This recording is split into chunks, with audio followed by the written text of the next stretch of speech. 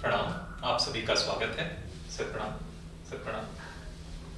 देव संस्कृति विश्वविद्यालय के कुलपिता वेदमूर्ति तपोनिष्ठ पंडित श्री राम शर्मा आचार्य जी, जो कि शुरू से ही एक आध्यात्मिक पर्यटक रहे, जिनकी साधना की दृष्टि से हुए बहुत लंबे समय तक किए हिमालय यात्राओं का वर्णन गुरुवर ने अपनी किताब सुनसान के सहचर में किया, और उनके इन तत्वों को लेकर के देव संस्कृति विश्वविद्यालय में एक विभाग की स्थापना हुई, जिसका नाम है पर्यटन प्रबंधन।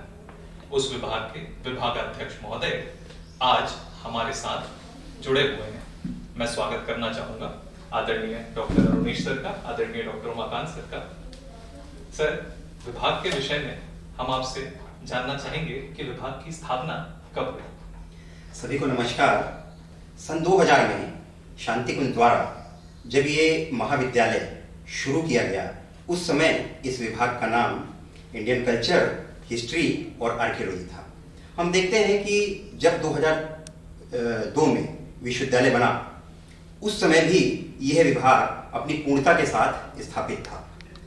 सन 2003 में department of Indian culture and tourism की स्थापना हुई। तो मित्रों, इंडियन कल्चर के एलिमेंट्स को लेते हुए, इंडियन कल्चर के विरासत को लेते हुए और इसके साथ साथ प्रबंधन के कुछ तत्वों को लेते हुए सन 2003 में विधिवत इस विभाग की स्थापना हुई। सन 2010 में हम आते हैं, तो सन 2010 में एमटीटीएम के नाम से master of travel and tourism management इसकी स्थापना हुई। तो मैं बताना चाहूंगा कि इससे भी आगे हम गए। एमटीएम की बात आई, मास्टर ऑफ टूरिज्म मैनेजमेंट।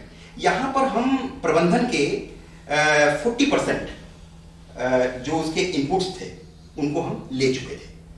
तो इसके बाद हम और आगे चलते हैं, तो सन 2013 में एमटीएम के साथ जब हम धीरे धीरे आगे बढ़े, तो इसमें हमने इंडियन कल्चर के तत्वों को लेते हुए और विरासतीय पर्यटन को लेते हुए अपनी बात आगे रखी।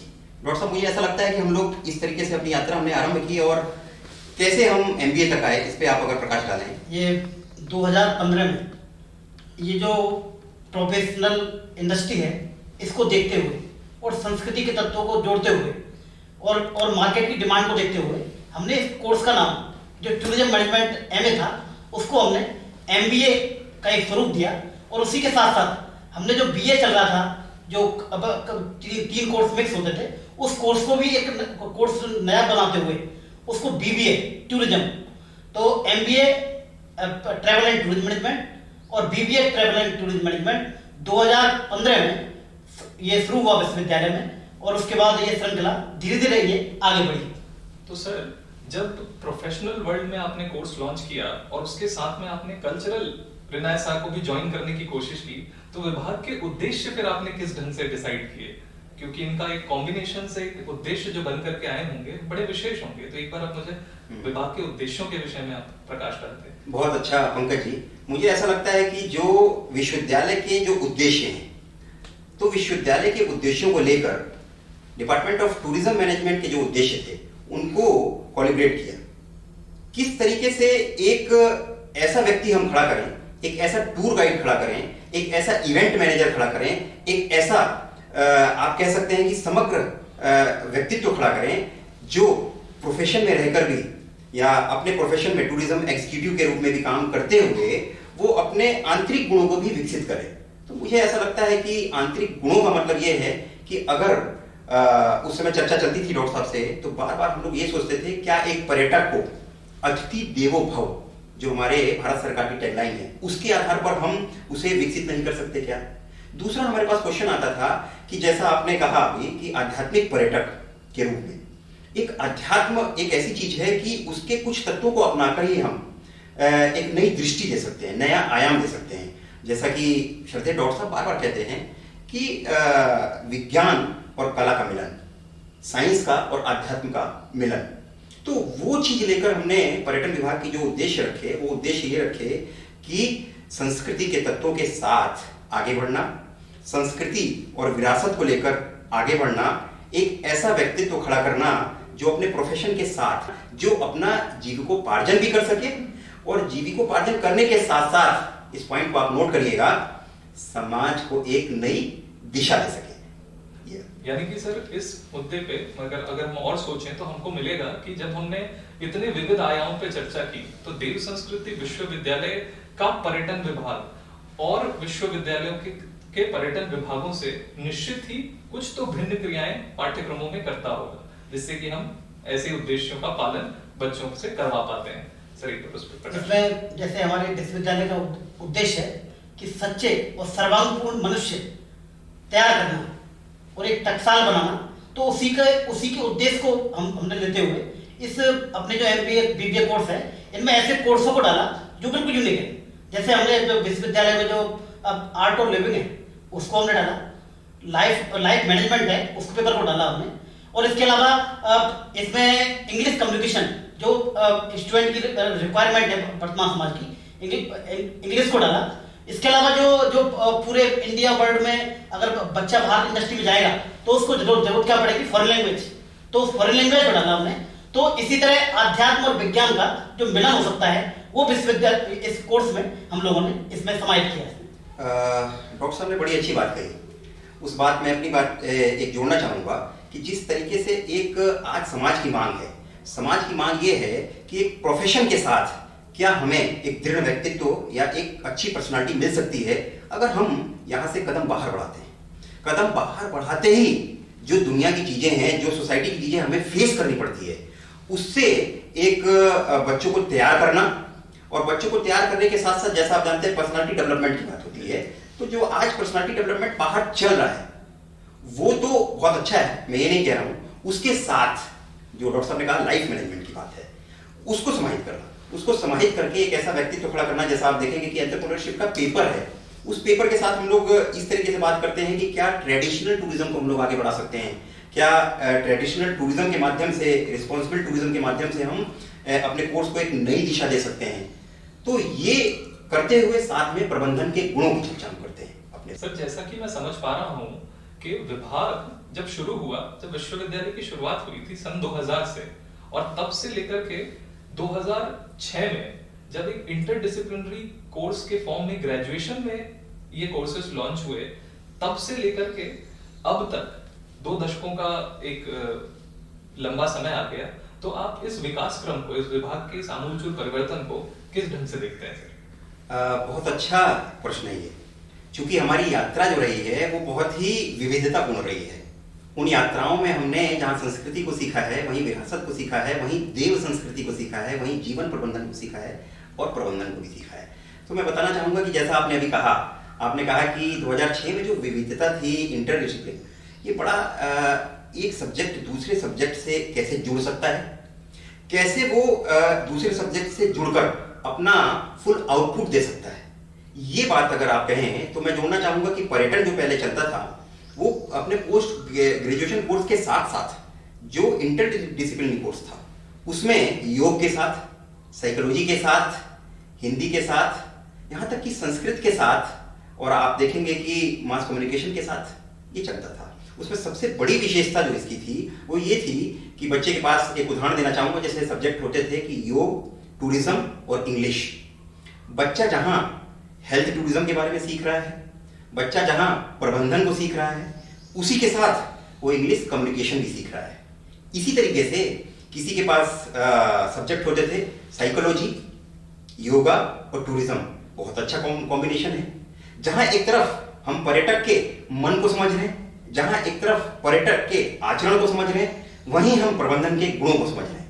तो इस तरीके से डॉक्टर साहब अपनी यात्रा जो रही है, मुझे ऐसा लगता है कि बहुत ही विविधता से पूर्ण और इसके साथ साथ बहुत एट्रैक्टिव यात्रा रही है, जहां पर हम उसे एक पूर्णता, जैसा योग में कहा गया है कि समग्र आयामों में, कभी कभी हम बात करते हैं महर्षि पतंजलि की, तो समग्रता की वो बात करते हैं। तो नो डाउट हम कहीं ना कहीं गीता ध्यान की भी बात करते हैं, हम कहीं ना कहीं आर्ट ऑफ लिविंग की भी बात करते हैं। एक वाकया डॉक्टर साहब मुझे याद आ रहा है कि जब अपने बच्चे उस समय ये कोर्स पढ़ते थे तो उन्हें योग टूरिज्म को या फिर आप देखें कि गीता के डॉक्टर साहब के उदाहरणों से कितना कुछ मिल जाता था। इस पे कुछ आप प्रकाश अगर डालें तो। इसमें सर जो हमारे विद्यार्थी थे कि वो जैसे होता ना चिंतन चरित्र व्यवहार, इसको परिष्कृत करने के लिए आपकी पर्सनैलिटी में क्या क्या गुण होने चाहिए, तो उनमें हमारे श्रद्धेय डॉक्टर साहब जो गीता की क्लास लेते हैं, जो ध्यान की क्लास लेते हैं, और इसके अलावा जो ऐसे सूत्र हैं जो आपको जीवन में आपको आपके पर्सनैलिटी को ग्रोथ करने के लिए जो सूत्र होंगे, तो वो इन गीता और ध्यान की क्लासों में हम सभी बच्चों को मिलता था ज्ञान श्रद्धेय कुलाधिपति महोदय का। डॉक्टर साहब आपने जो बात कही, इसके साथ साथ जब ये कोर्स हमने एमबीए किया तो 2015 में जब एमबीए की बात आई, यूजीसी की गाइडलाइन आई हमारे पास कि इस कोर्स को एमटीटीएम या एमबीए के रूप में रख सकते हैं, तो एमबीए का नाम एमबीए टीटीएम हमें बहुत अच्छा लगा। तो हमने पूरा का पूरा जो प्रोफेशनल कोर्स है, और प्रोफेशनल कोर्स होने के साथ साथ बच्चे के अंदर वो जो बार बार मैं आपसे चर्चा कर रहा हूँ वो गुण मामूली नहीं है मित्रों। मैं बताना चाहूंगा कि वो देव संस्कृति के गुण हैं, वो विश्व संस्कृति के गुण हैं। यहाँ का बच्चा एक छोटे से उदाहरण के द्वारा डॉक्टर साहब मैं बताता हूँ इस चीज को कि एक हम कल्पना करते हैं कि हमारा टूर गाइड हो। मित्रों जैसा बाहर चलता है, मुझे कहने में थोड़ा संकोच नहीं है कि पर्यटन इंडस्ट्री या ट्रेवल एजेंसी की चर्चा जब की जाती है तो लोग 6 जगह फोन करते हैं कि आपका रेट कितना है, आपका रेट कितना है, आपका रेट कितना है। तो मुझे बताते हुए बड़ा गर्व और हर्ष की अनुभूति हो रही है कि जो हम लोगों ने देव संस्कृति विश्वविद्यालय में ट्रेवल एजेंसी चालू की, तो जो हमारा कस्टमर है वो यही पूछता है कि सर आप इतने कम पैसे में, इतने कम पैकेज में आप कैसे इतना अच्छा सुविधा भी देते हैं, और सुविधा के साथ साथ आप दृश्यों का आकर्षण और दृश्यों के आकर्षण के साथ साथ प्लेस पर आवास की सुविधा, परिवहन की सुविधा, ये सारी चीज देते हैं। तो ये चीज बड़ी एक सोचने वाली है कि यहाँ का बच्चा अगर बाहर भी जाता है और उसने अपनी ट्रेवल एजेंसी स्थापित की है तो उस ट्रेवल एजेंसी में वो इन मानदंडों का पालन करता है, जो एक बहुत बड़ी क्रांति है। डॉक्टर साहब मुझे ऐसा लगता है कि जो बाहर एक प्रोफेशन चल रहा था जहां पर सिर्फ अर्थ पैसा ही सब कुछ था, केवल कमाने पे ही दृष्टिकोण था कि हम कितना पैसा ले लें। 4 धाम का उदाहरण देना चाहूंगा कि 4 धाम में कितने पैसे कमा लें 3 महीने में, उसको तोड़ते हुए बच्चों ने कहा कि हम एक निश्चित पैकेज में हम कैसे आगे बढ़े। डॉक्टर साहब आप बताइए कुछ मुझे इस तरीके से, एक हम लोग की जो चर्चा चलती थी उसमें कि एमबीए बीबीए के मूल अंदर जाते हुए हमने क्या क्या इसमें और भी चीजें की। एक हमने विद्यार्थियों में देखा कि जो बच्चे प्लेसमेंट होकर यहाँ से गए उनमें एक जो गुण उनको डेवलप हुआ, ईमानदारी, कर्तव्यनिष्ठ कार्य के प्रति, और जो कार्य जिम्मेदारी से जो दिया गया है वो पूरी जिम्मेदारी से पूर्ण करना उसको, क्योंकि ये इंडस्ट्री में देखा जाता है कि कोई भी जॉब पे जाता है तो वो अपनी कार्य के प्रति अवगत नहीं होता है, लेकिन जो प्लेसमेंट हुए तो बच्चों को जो इंडस्ट्री के जो हमारी जो टूरिज्म इंडस्ट्री है उसका जो उनके जो मालिक है उनका रुझान आया कि सर आपके बच्चे कार्य के प्रति बड़े डिवोटी हैं, और अगर कोई अकाउंट का काम है तो बड़ी ईमानदारी से उस कार्य को पूर्ण कर रहे हो, और जितना आवर्त उनको दिया गया है कार्य करने को उसको पूर्ण निष्ठा से कार्य कर रहे हैं। तो ये बहुत बड़ी बात है आज के युग में, और इसलिए हमारे विद्यार्थियों की आज 100% प्लेसमेंट की डिमांड है। आज कंपनियां हैं हमारे पास कि हम उतने बच्चे हमारे पास नहीं है जितना प्लेसमेंट हमारे पास हो रहा है। यानी कि सर विश्वविद्यालय में जब भी कोर्सेस में कोई परिवर्तन लाया गया तो वो देव संस्कृति की संस्कृति को और साथ में प्रोफेशनल एक्सपोजर जो बाहर है उसके कॉम्बिनेशन को आप लोगों ने हमेशा लाया और उसके साथ में एक कोर्स को अपडेट किया। तो सर इससे मैं जुड़ा एक प्रश्न पूछना चाहूंगा कि आप लोग किस प्रकार से ऐसे इन कोर्सेज के नवीनीकरण में लगे रहते हैं, उनको नया फॉर्म किस ढंग से देते हैं? जैसा ये प्रश्न भी बहुत ही अच्छा है, क्योंकि इसलिए अच्छा है कि आपने नवाचार की बात की है, और बिना नवाचार के और बिना अप्लाइड के हम सक्सेस नहीं हो सकते। मित्रों जहां आपके पास एक संस्कृति है और जहां आपके पास विरासत है, आपके पास आर्कियोलॉजी है, आपके पास बहुत से मोन्यूमेंट्स हैं, और अगर आपके पास नवाचार अप्लाइड टूरिज्म की दृष्टि है, ये है, तो हम आगे बढ़ सकते हैं। तो इस बीच चर्चा चली, और सबसे बड़ी बात इसमें ये रही कि जो श्रद्धेय डॉक्टर साहब गीता का उदाहरण देते थे, और अपने आदरणीय चिन्मय भैया जब लौट के आए फॉरेन से, तो उन्होंने जो दिया कुटियों की बात करी, जो आम के बगीचे हैं वहां हम कुटी बनाकर क्या एक पैकेज दे सकते हैं। तो आपके द्वारा जो हेल्थ टूरिज्म और रूरल टूरिज्म की बात की गई आदरणीय चिन्मय भैया के द्वारा, वो चीज बहुत प्रभावित कर गई। तो जैसे आप कह रहे हैं कि नवाचार, तो मैं तो ये कहना चाहता हूं कि नवाचार आज की भी मांग है। वर्तमान परिस्थितियों में जो ये कोविड की समस्या है, इसमें भी नवाचार की जरूरत है। और आप मुझे बताते हुए बड़ा हर्ष हो रहा है कि हमने उसमें भी सोचा है। हम एक हर बीबीए के लिए, एमबीए के लिए, यहाँ तक कि पीएचडी के लिए भी एक गाइडलाइन और एक अवेयरनेस कोर्स जो सबको अनिवार्य रूप से करना पड़ेगा। किस तरह से सोशल डिस्टेंसिंग या किस तरह से प्लेस का विकास हो और प्लेस पर कितने लोग आए, केयरिंग कैपेसिटी कितनी हो, और केयरिंग कैपेसिटी के साथ साथ क्या एक नेशनल लेवल पर, रीजनल लेवल पर, डिस्ट्रिक्ट लेवल पर हम किस तरह के टूरिस्ट कितने बुलाने हैं, इसका एक प्रपोजल भी बना रहे हैं।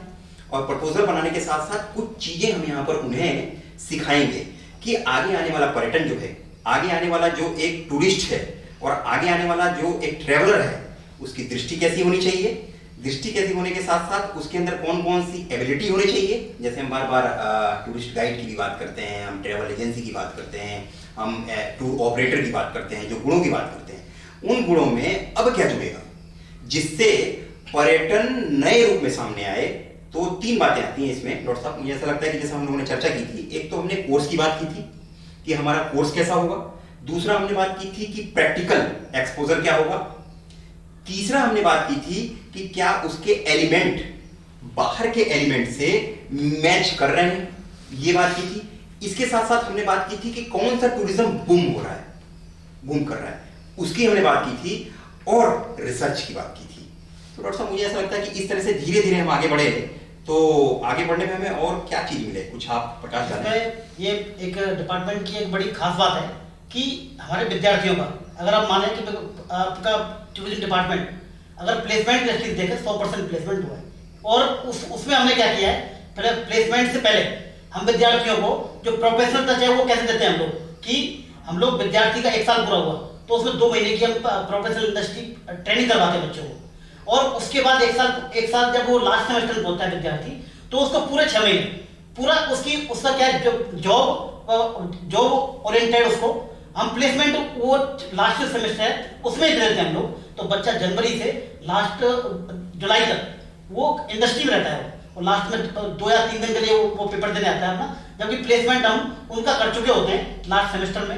तो ये बड़ी खास बात है कि विद्यार्थी 100% प्लेसमेंट जो कोर्स खत्म होने से पहले ही उनका हम अलग अलग जो कंपनियां, मल्टीनेशनल कंपनियां हैं इंडस्ट्री की, उसमें हम ये सब पूर्ण कर देते हैं। यानी कि सर नवीनताओं को बनाए रखने के लिए स्टूडेंट्स का और पुराने एल्यूमिनाई का जो फीडबैक है उसका भी क्या कहते हैं विभाग प्रयोग करता है। बिल्कुल बिल्कुल, मुझे तो याद आता है कि नेक के समय से बहुत पहले से ही जी, जब नेक आई थी उसके पहले से ही विद्यार्थियों के फीडबैक, और मैं ध्यान देना चाहूंगा कि विद्यार्थियों के फीडबैक डॉक्टर साहब 3 तरह से हम लेते थे।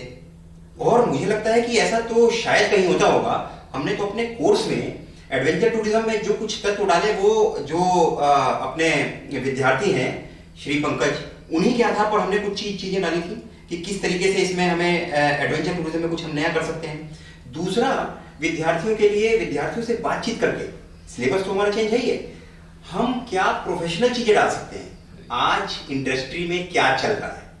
जैसा मैं बात करूंगा कि इस समय हम लोग अगर हम देखें तो तंत्रा टूरिज्म, मंत्रा टूरिज्म, आयुर्वेदा टूरिज्म, कुटी प्रवेश का, अगर हेल्थ की बात करें, इसके साथ साथ रूरल में फॉर्म टूरिज्म से हेल्थ, इको टूरिज्म से हेल्थ, स्पिरिचुअल टूरिज्म से अपना समग्र विकास, स्पिरिचुअल टूरिज्म से अपना रूपांतरण, इस तरीके की बात करते थे। इसके साथ साथ शोध जो है, शोध को लेकर आए।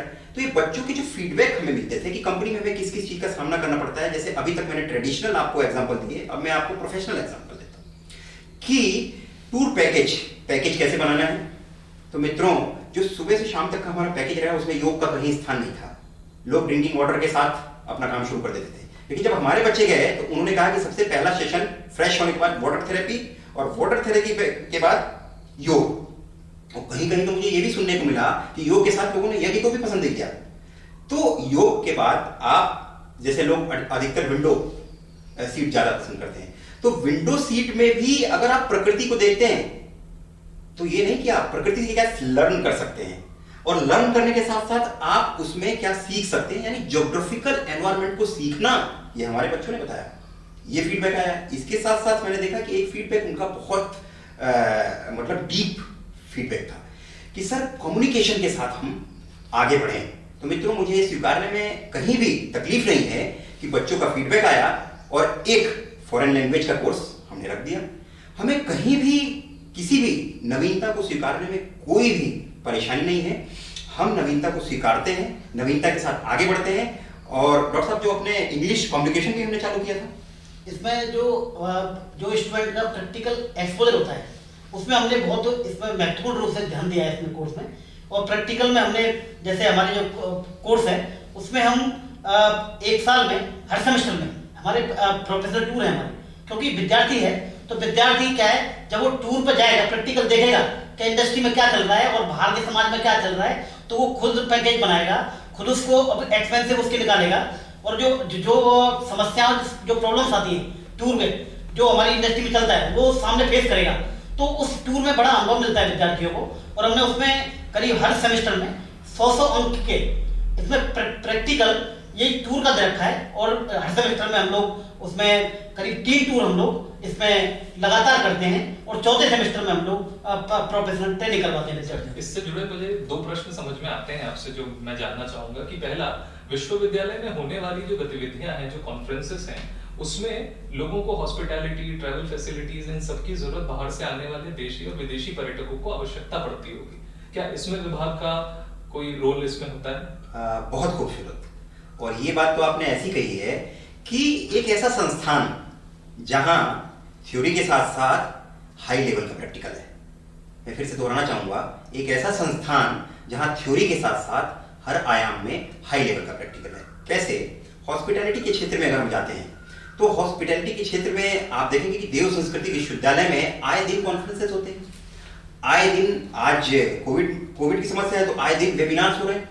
लेकिन जब हम सेमिनार्स, कॉन्फ्रेंसेस या फिर बैठक करते थे, उसमें होता ये था कि सेमिनार्स में जो भी डेलीगेट आए हैं, और ये इस विश्वविद्यालय की, इस विभाग का सौभाग्य है कि फॉरेन डेलीगेट बहुत आए। मुझे याद है कि कल्चरल रेनेसांस के ऊपर जब एक कॉन्फ्रेंस हुआ था, उसमें 400 विदेशी आए थे। उनके एकोमोडेशन की व्यवस्था, उनके ट्रांसपोर्टेशन की व्यवस्था, उनके पिकअप की व्यवस्था, उनके आप ये कह सकते हैं कि फूडिंग की व्यवस्था, ये सारा का सारा विभाग करता था। और सबसे बड़ी बात जो इसमें लगती थी कि विभाग अलग अलग बच्चों के अलग अलग ग्रुप्स डिवाइड करता था, जिसमें हमारे सारे शिक्षक सहयोग देते थे। और उसके साथ साथ जो एकोमोडेशन में है, उसका सेकंड उपयोग क्या हो सकता है। जैसे एकोमोडेशन देने के बाद वो फ्री हुआ, तो जैसे हमारी रजिस्ट्रेशन टीम है वो बिजी है 2 दिन 3 दिन, लेकिन रजिस्ट्रेशन होने के बाद हम क्या उसका उपयोग कर सकते हैं। खाने में यहां तक कि आप ध्यान दीजिएगा कि खाने के मेनू बनाने से लेकर टूरिंग गाइडिंग से लेकर, इसके साथ साथ कॉन्फ्रेंसेस में उन्होंने कोऑर्डिनेटर की व्यवस्था भी की है बच्चों ने। एक ऐसा विश्वविद्यालय जहां आपको मंच पर कोऑर्डिनेटर के रूप में, मॉडरेटर के रूप में मौका मिल रहा है। तो जैसा हम जानते हैं कि शोध एक बहुत बड़ी चीज है और शोध में भी यही सब प्रैक्टिकल चीजें सिखाई जाती हैं। एक बार सटे डॉक्टर साहब क्लास ले रहे थे हम लोग की, और बड़ी बात है, चांसलर खुद ही क्लास ले रहा है। तो उन्होंने क्लास लेते समय स्पिरिचुअल टूरिज्म के बारे में बताया था और एकाग्रता के बारे में बताया था। तो उन्होंने ये बताया कि एकाग्रता, कंसंट्रेशन का उपयोग कैसे टूर गाइड कर सकता है, एकाग्रता का कैसे उपयोग। और एक चीज और मन में है कि सर लौटे, आदरणीय चिन्मय भैया जब लौटे, तो उन्होंने कहा कि आप जो बात करते हैं, जो लैंग्वेज इस्तेमाल करते हैं, उसमें प्रभावी संप्रेषण होना चाहिए, इफेक्टिव कम्युनिकेशन होना चाहिए। अरे भाई, हम टूरिज्म की बात कर रहे हैं, हम टूरिज्म में इफेक्टिव कम्युनिकेशन की बात कर रहे हैं, हम प्रबंधन की बात कर रहे हैं, मैनेजमेंट की बात कर रहे हैं, एंटरप्रेन्योरशिप की बात कर रहे हैं, ऑर्गेनाइजेशन बिहेवियर की बात कर रहे हैं, और इसके साथ साथ हम कह रहे हैं कि जीवन को अच्छा बनाएंगे। जैसा डॉक्टर साहब ने कहा, ट्रुथलेस, ईमानदारी के साथ चलेंगे। जैसा परम पूज्य गुरुदेव ने कहा, समझदारी, ईमानदारी, जिम्मेदारी, बहादुरी। कौन सा संस्थान होगा? मैं बहुत ज्यादा तारीफ नहीं कर रहा हूँ डॉक्टर साहब, बस मैं ये बताना चाह रहा हूँ कि एक ऐसा संस्थान है जो अपने लाइफ के मूल्यों को लेकर चलता है। ये बात मेरे दिमाग में थी जो आपसे बताया मैंने। और मैं डॉक्टर साहब ये प्रैक्टिकल एक्सपोजर को बताते हुए कहूँगा मैं कि जो हमारे विद्यार्थी हैं, तो जो पूरे देश में जो कॉन्फ्रेंस होती है, सेमिनार होती है, तो उसमें क्या है, बच्चे को वहाँ पूरे जो अपना जैसे MBA पूरा कोर्स है, तो सभी विद्यार्थियों को हम वहाँ एक्सपोजर देने के लिए वहाँ कॉन्फ्रेंस में ले जाते हैं। उनसे रिसर्च की दृष्टि समझे तो उनसे हम रिसर्च पेपर बनवाते हैं और उनका प्रेजेंटेशन, उस अदर जो यूनिवर्सिटियाँ हैं वहाँ अपना प्रेजेंटेशन करते हैं विद्यार्थी। और प्रेजेंटेशन करने के बाद जो उनको लगता है कि भाई जो एकेडमिक दृष्टि से जो डेवलप होना चाहिए विद्यार्थी का, प्रोफेशनल और एकेडमिक, एकेडमिक दृष्टि से, तो वो विद्यार्थी इनके माध्यम से एकेडमिक डेवलप होता है। जैसे वर्तमान में अभी बताना चाहूंगा, जो कोर्स हमारा अभी निकला है, तो इसमें हमने एक जर्मन लैंग्वेज के लिए वहाँ से जो मिनिस्ट्री है, एक जर्मन जो लैंग्वेज सिखाने वाली मैडम है, उनको हायर किया और उनको करीब 3 महीने उनको स्टूडेंट को जर्मन लैंग्वेज का कोर्स सिखाया। और उसके बाद जो एडवांस उसका वर्जन है, जिसकी एग्जाम मिनिस्ट्री लेती है उसकी एग्जाम, तो वो विद्यार्थियों को मिनिस्ट्री से एडवांस एग्जाम करवाया। तो वो एक लैंग्वेज के एक एक्सपर्ट के रूप में हमारे विद्यार्थी के MBA और BBA विद्यार्थी ये बने, तो ये बहुत बड़ी बात है आज के युग में। सर, जानकारी की श्रृंखला में मैं ये भी जानना चाहूंगा कि इतने बड़े अखिल विश्व गायत्री परिवार का केंद्र शांति कुंज हरिद्वार यहाँ से 300 मीटर की डिस्टेंस पे, विश्वविद्यालय खुद अपने आप में एक पर्यटन का, एक श्रद्धा का बड़ा केंद्र है। साथ में हरिद्वार, ऋषिकेश भी इतने पास है। तो हमारे पर्यटन प्रबंधन के छात्र इन सब लोकेशंस का, इन सब पर्यटन स्थलों का लाभ किस प्रकार लेते हैं? बड़ी सुंदर उक्ति है, उससे अपनी बात शुरू करना चाहूंगा, जो बार बार डॉक्टर साहब ध्यान में कहते हैं, गंगा की गोद और हिमालय की छाया। तो इसमें 2-3 पॉइंट्स लेते हैं हम, किस किस रूप में बच्चे क्या करते हैं और किस किस रूप में क्या सीखते हैं। तो एक तो पूरा पोर्शन उनका आता है गाइड का। दूसरा पूरा का पूरा पोर्शन जो आता है वो उनका आता है जो हमारा वेलकम स्वागत कक्ष है, जिसमें रजिस्ट्रेशन होते हैं। और रजिस्ट्रेशन होने के साथ साथ आप जानते हैं कि कितनी डीलिंग करनी पड़ती है एक सामान्य व्यक्ति से, सामान्य पर्यटक से, कि वो कहाँ रहेगा, कैसे रहेगा, उसे क्या क्या फैसिलिटी होगी। क्योंकि शांति कुंज हमारा आश्रम है, तो आश्रम के भाव से लोग आते हैं, बहुत ज्यादा फैसिलिटी की बात नहीं है, लेकिन हमारे अंदर तो यही भावना रहती है, देवता अतिथि, तो हम कैसे ये बात करते हैं। इसके साथ साथ एक ये बात आती है कि क्या एक जगह बैठकर वो प्रबंधन कर सकता है, प्रबंधन के तत्व। इसके साथ साथ ये बात आती है कि वो किस तरीके से टीम बिल्डिंग के साथ काम कर सकता है। तो इसमें सबसे पहला पॉइंट जो है हमारा गाइडिंग वाला, उस पर थोड़ा सा ध्यान देना चाहूंगा या उसको दर्शाना चाहूंगा कि खुद देव संस्कृति विश्वविद्यालय में इतने पॉइंट्स हैं घूमने के, इतने पॉइंट्स देखने के हैं या उनको फील करने के हैं, अनुभव करने को हैं। जैसे हम महाकाल का उदाहरण लेते हैं, तो महाकाल की अगर हम हिस्ट्री पे जाते हैं, तो महाकाल की हिस्ट्री नासिक से चालू होती है। ऐसा कहा जाता है कि किसी कोई सम्मानित व्यक्ति थे, उनके स्वप्न में आया, और इसकी एक लंबी कहानी है जिसको हम लोगों ने लिखा भी है, दर्शाया भी है, उस पर चर्चा फिर कभी करेंगे। लेकिन वो यहाँ तक कैसे आया, शिवलिंग, इसकी कहानी है। उस कहानी को बच्चे जानते हैं, उस कहानी पे बच्चे ध्यान देते हैं, लिखते हैं और उस कहानी के मर्म को समझाने की कोशिश करते हैं। अगर हम जाते हैं यहाँ पर तो आश्चर्य होता है कि देव संस्कृति विश्वविद्यालय में हनुमान मंदिर भी है। तो हनुमान मंदिर की हिस्ट्री क्या है? पहले ये बगीचा हुआ करता था बिरला का, बहुत बड़ा, लेकिन बहुत पुराना मंदिर है, कुआं है उसके पास। इसके साथ साथ गौशाला, क्या कल्पना कर सकते हैं डॉक्टर साहब कोई कि भाई एक ऐसा विश्वविद्यालय जहां गौशाला है, आप स्पिरिचुअल टूरिज्म का आनंद ले सकते हैं, आप आम के बाग में जाके रूरल टूरिज्म में मस्त हो सकते हैं, आप गीता ध्यान को सुन के स्पिरिचुअल टूरिज्म में मस्त हो सकते हैं। इसके साथ साथ सारे विभाग दर्शनीय हैं। तो मुझे याद आ रहा डॉक्टर साहब की जो हम लोगों ने एक कॉन्फ्रेंस की थी एंटरप्रेन्योरशिप के ऊपर और ये स्किल के ऊपर की थी कॉन्फ्रेंस, जिसमें अपने सारे शिक्षक इन्वॉल्व हुए थे और हमने उन्हें ये दिखाया था कि कागज का कैसा उपयोग हो सकता है, जो कि अपने रचनात्मक प्रकोष्ठ में रूरल मैनेजमेंट में किया जाता है। इसके साथ साथ उन्होंने जो जूट के सामान बनते हैं, छोटे छोटे उद्योग हैं जिसमें अगरबत्ती बनाना है या फिर पापड़ बनाना है, इन सब चीजों की चर्चा, यानी कि स्किल डेवलपमेंट का विकास। हॉस्पिटैलिटी मैनेजमेंट की आधी शिक्षा तो हम वही देते हैं बच्चों को। आधी शिक्षा तो हमारा रूरल मैनेजमेंट के थ्रू, साइकोलॉजी के थ्रू, योग के थ्रू बहुत कुछ होता है।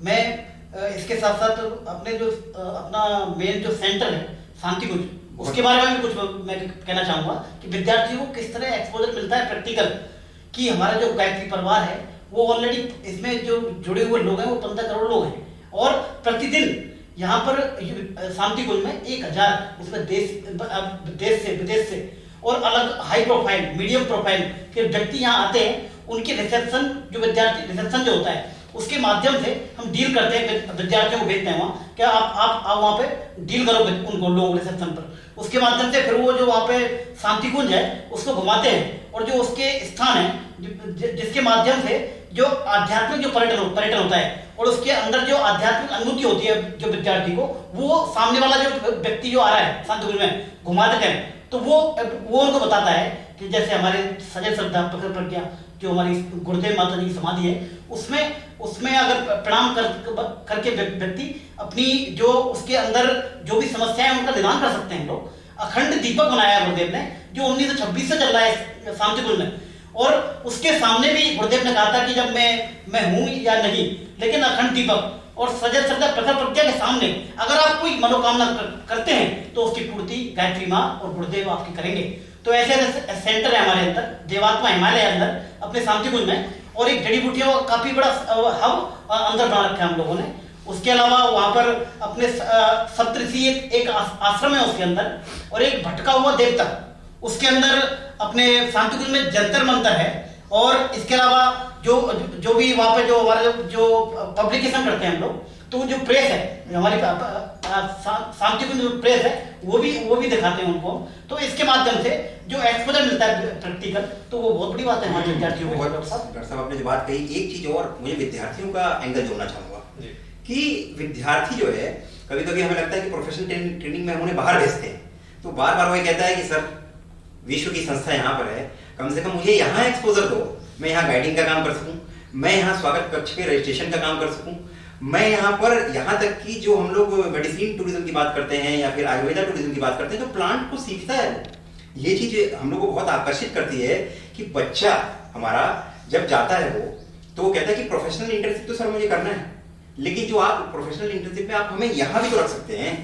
तो ये अब हमारे पास एक अच्छा अवसर भी है, और उस अवसर को सार्थक ढंग से हम लोग उपयोग करते हैं। मित्र ध्यान देना आप, मैं कह रहा हूँ अवसर है हमारे पास, लेकिन अवसर को सार्थक ढंग से हम उपयोग करते हैं कि अपने बच्चों को यहाँ के स्वागत कक्ष में देते हैं, यहाँ के गाइडिंग विभाग में देते हैं, यहाँ के मेडिसिन प्लांट विभाग में भी हम अपने बच्चों को रखते हैं। इसके साथ साथ पूरे विश्वविद्यालय और शांतिकुंज में किस तरह की चीजें, यानी सस्टेनेबल चीजें, रिस्पॉन्सिबल चीजें कैसे विकसित की जा सके। और मित्रों, पर्यटन के माध्यम से मैं बताना चाहता हूँ कि आने वाला टूरिज्म जो है वो परंपरागत पर्यटन का है, ट्रेडिशनल टूरिज्म का है, वो रिस्पॉन्सिबल टूरिज्म का है, वो इकोनॉमिकल टूरिज्म का है, वो अकाउंटेबल टूरिज्म का है, इको फ्रेंडली टूरिज्म का है। यानी कि सर, जहाँ इन पूरी गतिविधियों से जहाँ तक मैं समझ पा रहा हूँ कि बच्चा एक इंटरडिसिप्लिनरी बालक अपने आप ही बन जाता है प्रोफेशनल कोर्स में रहते ही, क्योंकि जब वो लोगों को यहाँ पे औषधीय गुण बताता है, औषधि वाटिका में ले जा करके या फार्मेसी में ले जा करके, या यहाँ पे अवेलेबल जो वेधशालाएं हैं उसका एस्ट्रोलॉजिकल इंपॉर्टेंस बताता होगा, या फिर उनको ग्राम प्रबंधन की तरफ ले जा करके वहां पर प्रबंधन के क्षेत्र में, ग्राम विकास के क्षेत्र में बताता होगा, तो उसके अंदर एक शानदार विकास होता होगा। इसमें मैं पंकज बताना चाहूंगा कि जो हमारे स्टूडेंट है उनका व्यक्तित्व का विकास कैसे होता है इस विश्वविद्यालय के सब्जेक्ट के माध्यम से। वो विद्यार्थी है, उसके साथ में योग के विद्यार्थी रहते हैं, तो वो क्या है कि सुबह उनके साथ योग करता है विद्यार्थी, और योग के साथ साथ वो विद्यार्थी साइकोलॉजी जो विभाग है, मनोविज्ञान, उनके साथ विद्यार्थी रहता है हमारा। तो उससे मनोवैज्ञानिक दृष्टि कि आप कोई समस्या है तो फेस कैसे करेंगे, मनोवैज्ञानिक दृष्टि मिलती है विद्यार्थी को। उसके साथ साथ में जो हमारा डिपार्टमेंट है कंप्यूटर, उसके अलावा जो कंप्यूटर की जो बारीकियां हैं, कंप्यूटर की जो एक्सपर्टाइज हैं, उन सबको विद्यार्थी कंप्यूटर डिपार्टमेंट और उसके साथ में स्टूडेंट है उनके माध्यम से सीखता है। और जो एक डिपार्टमेंट है ग्राम प्रबंधन, उसके माध्यम से गांव में गांव की दशा क्या है, गांव में किस तरह आप उसको फेस कर सकते हैं, और उसका एक समग्र आपको सामने स्वरूप देखने को मिलता है। उसके माध्यम से जो हमारे जो भी सब्जेक्ट हैं इस विश्वविद्यालय में, धर्म विज्ञान जो हमको सिखाता है कि धर्म क्या है और धर्म के कौन कौन से सूत्र हैं, तो इन सभी सब्जेक्ट जो है वो हमको सिखाते हैं विद्यार्थियों को कि व्यक्ति का समग्र विकास किन किन पद्धतियों के द्वारा हो सकता है। इसमें जो सर, इससे मैं अगले प्रश्न की तरफ जाना चाहूंगा। तो ये तो बात है हमारे केंद्र की और ये है बात विश्वविद्यालय की, लेकिन क्या पर्यटन विभाग ने, क्योंकि पर्यटन विभाग उत्तराखंड में है और उत्तराखंड अपने आप में पर्यटन से जुड़ा हुआ एक महत्वपूर्ण स्टेट है, तो उत्तराखंड में पर्यटन के विकास के लिए विभाग ने कुछ ऐसे कार्य किए जो कि सराहनीय प्रयासों में गिने जा सकते हैं? जी, बहुत अच्छा। और मुझे तो ऐसा लगता है कि उत्तराखंड हमारी मातृभूमि भी है, और हमारा जो शांतिकुंज और देव संस्कृति विश्वविद्यालय है, गंगा की गोद और हिमालय की छाया हम बार बार कहते हैं, वो उसी हिमालय की बात करते हैं, और गंगा हमारे बगल से होकर गुजरती है, और खुद का हमारा क्षेत्र जो है वो सप्तऋषि क्षेत्र में हम आते हैं, महर्षि विश्वामित्र की तपस्थली है। तो उत्तराखंड के लिए काम करते समय एक अंदर से प्रसन्नता भी रहती है और एक आनंद की अनुभूति होती है। लेकिन अगर आप जानना चाहते हैं कि शोध के संबंध में, जैसे कि अन्य लोग भी जानना चाहेंगे कि क्या यहाँ रहते हुए यहाँ पर्यटन क्षेत्रों के बारे में, यहाँ के पर्यटन आकर्षणों के बारे में, यहाँ के पर्यटन दृश्यों के बारे में, यहाँ के रिवर्स के बारे में, यहाँ के कल्चर के बारे में, यहाँ के वेशभूषा के बारे में, या फिर कहते हैं यहाँ की थिंकिंग के बारे में क्या आप काम करते हैं। हमने हरिद्वार को चुना और हरिद्वार के पास के जो अनछुए पर्यटन स्थल थे, जैसे मोटा महादेव है, इसके साथ साथ वशिष्ठ गुफा है, नीलेश्वर महादेव है और विंध्यवासिनी देवी है। इस तरीके से हमने शोध का काम चालू किया और ये शोध का काम सबसे बड़ी बात है कि विद्यार्थी जो है सैटरडे और संडे खुद सर्वे करते हैं, मैटर बनाते हैं और हमारी जो शिक्षकों की टीम है वो इसे एडिट करती है और एडिट करने के बाद वो एक ठोस मटेरियल बनाती है जो शांति कुंज के पीपीटी के माध्यम से छपकर हमारे सामने आता है और फिर वो जनरलाइज वितरित हो जाता है। तो एक बहुत बड़ी बात है ये। इसके साथ साथ जो दूसरा मैं आपको ध्यान दिलाना चाहूंगा, दूसरा कि जो भी बच्चे टूर करके आते हैं, वो जिस स्थल पे जाते हैं उसका पूरा का पूरा जो समरी होता है वो बताते हैं। इसलिए हमारा विभाग कहाँ जाना चाहिए, कब जाना चाहिए, कौन सा समय होना चाहिए, क्या रखना चाहिए, क्या नहीं रखना चाहिए, इस तरह की चीजें राष्ट्रीय और अंतर्राष्ट्रीय लेवल पे भी करता है। तो मुझे लगता है कुछ अंतर्राष्ट्रीय लेवल पर क्या हम कैसे करते हैं, डॉक्टर साहब बताते हुए अपनी बात को। ये हमारा जो एक्सपोजर है राष्ट्रीय और अंतर्राष्ट्रीय स्तर पर विद्यार्थी किस तरह डेवलप होता है, तो राष्ट्रीय स्तर पर हम कह सकते हैं कि जो हमारे जो पूरे देश में जो एक पूरे देश के एक्सपर्ट हैं इस इंडस्ट्री के, उनको हम गेस्ट फैकल्टी के रूप में बुलाते हैं यहाँ पर और उनसे व्याख्यान होते हैं उनके, और जो एक जो इंडस्ट्री जिसकी काफी टॉप लेवल पे चल रही है उसके जो ओनर है उनको बुलाते हैं और उनको उनके माध्यम से बताते हैं कि किस तरह इस इंडस्ट्री को खड़ा किया और आप किस तरह खड़ा करेंगे। और उसके साथ साथ राष्ट्रीय स्तर के साथ साथ हम अंतर्राष्ट्रीय स्तर पर विद्यार्थी को जो एक्सपोजर मिल रहा है उसमें विद्यार्थी हमारे जो एक क्या होता है यूनिवर्सिटी एक्सचेंज प्रोग्राम, जिसमें हमारे जो अभी 3 विद्यार्थी अभी लेटविया में अभी 1 महीने पहले वो रिटर्न होके आए हैं अभी। तो लेटविया में वहाँ पे क्या यूनिवर्सिटी एक्सचेंज प्रोग्राम में वहाँ की यूनिवर्सिटियों से हमारी यूनिवर्सिटी का MOU है, तो हमारे विद्यार्थी उसमें भी जो स्टूडेंट वो कैपेबिलिटी पूरी करता है अपनी, वो विद्यार्थियों का सिलेक्शन का पूरी कमेटी बनती है और उन विद्यार्थियों को हम लोग इंटरनेशनल एक्सपोजर इस यूनिवर्सिटी के माध्यम से हमारे जो प्रतिकुलपति है डॉक्टर चिन्मय पंड्या जी के माध्यम से वो एक्सपोजर विद्यार्थियों को सभी को दिलवाते हैं। 2 मिनट का और समय लूंगा, बस एक ये आपको बताना चाहूंगा कि रिसेंट में पर्यटन विभाग इस समय जैसा मैंने बताया था कि जागरूकता के माध्यम से अब नए तरीके से क्या कार्य कर रहा है। तो यानी हमने अपने BOS बोर्ड ऑफ स्टडीज में एक अवेयरनेस प्रोग्राम पास कराया है। उस अवेयरनेस प्रोग्राम के पेपर हम BBA को भी पढ़ाएंगे और MBA को भी पढ़ाएंगे। मित्रों, इस जो एक सब्जेक्ट होगा जो सभी को पढ़ना होगा उसका उद्देश्य बस एक होगा कि फ्यूचर में आने वाले पर्यटन में किस तरीके से ट्रैवल एजेंसी स्थापित होनी है, जैसे कि घर बैठकर ट्रैवल एजेंसी चलाएं, या फिर किस तरीके से टूरिस्ट को रिस्पॉन्सिबल बनना है और उसे अकाउंटेबल बनना है, और किस तरीके से प्रबंधन करना है कि पर्यटन बढ़े अपने पर्यावरण को साथ लेकर। ये हम करने वाले हैं और ये पेपर हम चलाने वाले हैं। तो अधिक से अधिक लोगों से यही अपेक्षा है कि इस कोर्स को देखें, इस कोर्स को समझें, इस कोर्स को परखें और इस कोर्स के माध्यम से अपने मिशन को भी देखें और अपने आगे बढ़ते चलें। धन्यवाद सर, धन्यवाद सर। तो आज हमने जाना कि देव संस्कृति विश्वविद्यालय का पर्यटन विभाग किस तरह से विश्वविद्यालय का एक अभिन्न विभाग है और इस विभाग से जुड़ने के लिए किस प्रकार से साल दर साल सैकड़ों की संख्या में बच्चे इससे जुड़ते हैं, प्लेसमेंट पाते हैं, विश्वविद्यालय से बाहर जाकर के प्रोफेशनल इंटर्नशिप करते हैं, जॉब्स में जाते हैं और साथ ही अपने फीडबैक से किस प्रकार से वो विभाग को और मजबूत बनाते हैं। ऐसे पर्यटन विभाग के आदरणीय विभागाध्यक्ष महोदयों का मैं धन्यवाद करना चाहूंगा। सर, धन्यवाद जुड़ने के लिए।